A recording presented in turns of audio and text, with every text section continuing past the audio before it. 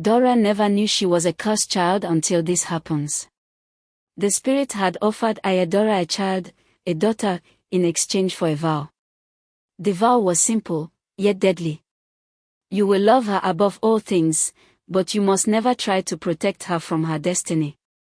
If you ever defy the will of fate, your love will turn to a curse upon her blood. Desperate, Dara had agreed. She took the sacred water from the spirit and drank it. Months later, she conceived Dara. From that day, she had guarded her child with fierce devotion, swearing that nothing, no pain, no man, no spirit, would ever harm her. But in doing so, she had forgotten the vow. When Dara was a child and fell sick one night, Dara had gone again to the river spirit, begging for mercy.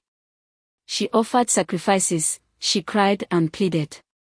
She told the spirit that if her daughter's life must be spared, she would take her place in suffering. The spirit granted the wish, but the vow was broken. From that moment, the curse was sealed. The same love that gave Dara life would one day begin to consume her from within. As Dara finished her story, the sky darkened again. Dara sat in silence, tears falling freely. Her heart ached for her mother, for the years of pain she had carried alone, yet fear settled deep inside her. She finally understood why the wind whispered her name, why her body grew weaker with each passing day. The curse was not from an enemy. It was born from her mother's love. That night, Dara dreamed again of the river. The spirit woman stood upon the water, her eyes glowing with sorrow.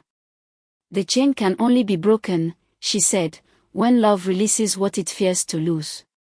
When Dara awoke, her mother was gone. The mat beside her was empty, and the door was open to the rain-soaked path leading toward the river. Somewhere in the distance, thunder roared, not loud, but long and mournful. The time for truth had passed. Now, only destiny remained. The dawn broke cold and grey. Mist hung over the trees, thick enough to hide the path that led beyond the village. The ground was still wet from the night's rain, and the sound of dripping leaves echoed like faint footsteps in the distance. Dara woke to emptiness, her mother's mat untouched, her wrapper missing, the door left ajar. Her heart began to race. She knew, even before she looked outside, where Dara had gone. The air carried the scent of the river, damp, heavy, and ancient. It was the same smell that haunted her dreams. Ignoring the weakness in her body, Dara wrapped herself in a shawl and stepped into the morning fog. Her bare feet sank into the soft red earth as she walked, her breath visible in the cold air. The village was still asleep, silent except for the occasional crowing of distant roosters. As she passed the last row of huts, she noticed the forest ahead glowing faintly, a strange blue shimmer pulsing through the mist. The river was calling. The closer she came, the stronger the wind grew. It whispered her name, not in fear, but in familiarity, as though the very air remembered her. When she reached the riverbank, she stopped. There, kneeling at the edge of the water, was Dara. Her wrapper was soaked, her hands trembling as she poured libations into the flowing current. If only my mother knew that the decision she once made would spoil everything in our home. The river was unlike anything Dara had ever seen. It shimmered under the dull light of dawn, glowing faintly from beneath the surface, as though stars had sunk into its depths. A presence hovered above it, a womanly form woven from mist and water, her eyes burning with the sadness of eternity. Dara called softly, "Mama." Dara turned slowly. Her eyes were red, swollen from tears, but her face carried an eerie calm. "You should not have come," she said, her voice low, trembling. "I asked the river to take me instead. To end this curse." But the spirit spoke before Dara could answer. Her voice echoed like the wind moving through hollow trees. "The vow was yours, Dara. The curse was born of your defiance, and only you can end it, not with sacrifice, but with surrender." The river began to churn violently. Waves rose and crashed without wind. Dara tried to reach her mother, but her feet were rooted to the earth. The water's glow spread across the bank, wrapping Dara in a blinding light. In that moment, memories flooded Dara's mind, her childhood laughter, her mother's songs, the warmth of their mornings together. Every touch, every tear, every prayer.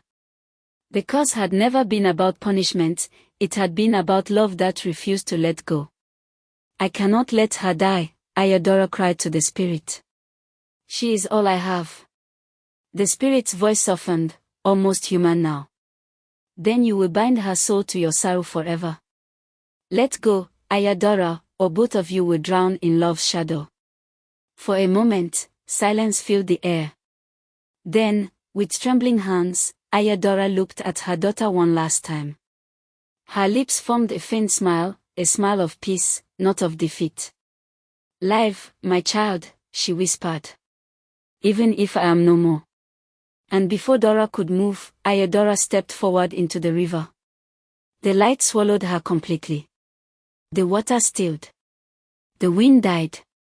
The forest fell. The light swallowed her completely. The water stilled. The wind died. The forest fell silent. Dara screamed her mother's name, but there was no echo. Only the quiet ripple of the river that now held her mother's spirit. When the sun finally broke through the clouds, Dara was still kneeling there, tears streaming down her face. The river shimmered gently, calm, endless, eternal. In that stillness, a whisper touched her ear. When love releases what it fears to lose, the curse ends, but the memory remains.